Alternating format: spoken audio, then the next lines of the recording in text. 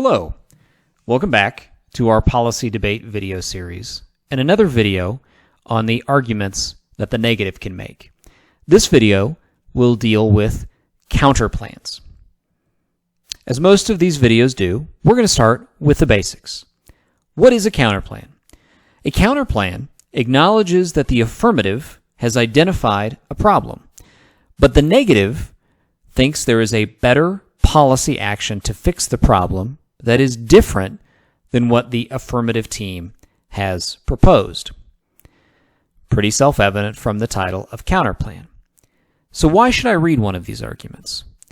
The biggest reason to do so is because winning a counterplan presumably will mean the counterplan resolves either the advantages or harms the affirmative presents, meaning the negative team doesn't actually have to debate that part of the affirmative case. So it is a way to streamline the debate and deal with maybe some more difficult or problematic advantage or harm arguments. So when do I read one? The first negative constructive. If you are watching these negative videos, you should be sensing a theme by now. All negative positions are read in the first negative constructive. The remainder of the debate is about building upon those positions. So how do I make one? Research. Research different policy proposals that may resolve a particular affirmative that we are aware of. You will find, in your experience in policy debate, that there are a lot of people with a lot of different ideas about how to solve the same problems. And therefore, there is a lot of ripe ground for the negative to develop counterplans. So what are the parts of a counterplan? Hopefully y'all are sensing another theme. All arguments in policy debate have parts. The first part is what we call the counterplan text. This is the action of the counterplan. It is very much the same as an affirmative plan. The affirmative has a text to their plan. The United States federal government should do something, and whatever the affirmative will do comes after that. The counterplan text is the same concept. It is whoever will do the counterplan. Sometimes that's the federal government. Sometimes it's somebody else. And then what they will do. It is the negative's policy proposal. The second part is solvency. And this is identical to the solvency argument that the affirmative makes, except it explains why the counterplan would resolve the problems identified in the affirmative as opposed to the actual affirmative. The final part to a counterplan is what we call a net benefit. The net benefit explains why doing the counterplan is a better idea than doing the affirmative plan. Because when you make a counterplan argument, you are asking the judge to consider two different policy proposals to resolve the same problem. For the judge to decide which one of those is the best way of resolving the problem, the negative has to provide a reason beyond just solving the problem. There has to be something the counterplan does or does not do that is superior to that of just doing the affirmative alone. For example, the counterplan may resolve the problems identified in the affirmative case, but because it involves a different mechanism, maybe it doesn't lead to a disadvantage that the affirmative would lead to. Therefore, there is a net benefit to doing the counterplan over the plan. So let's take a look at a counterplan. As promised, here is an example of a counterplan.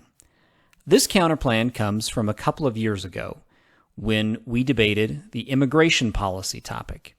That topic required the affirmative team to reduce restrictions on legal immigration to the United States. Many affirmatives would do so and argue that that would create economic benefits.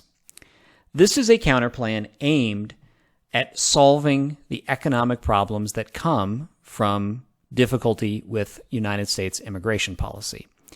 Let's make sure we have all of the constituent parts that we just talked about.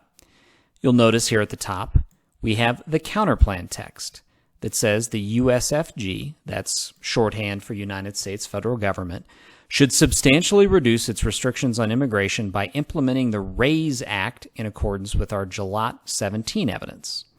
So we have text. Now here you'll notice this counterplan text references this particular piece of evidence.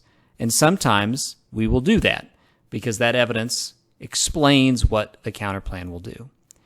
The next argument the counterplan makes is the solvency argument.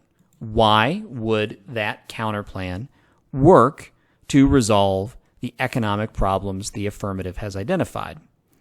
Well, this piece of evidence indicates that the RAISE Act will work because it gives advantages to working, contributing members of society. So, we have counterplan text, we have solvency, and then down here, we have the final part of a counterplan, a net benefit. That the RAISE Act provides the most benefits to the American economy.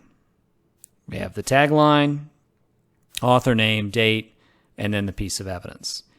You'll also notice after the evidence, there's a couple of numbered claims. The second one is the terrorism disadvantage is a net benefit, and the economy disad is a net benefit. Now, you didn't debate this topic, so let me provide some context.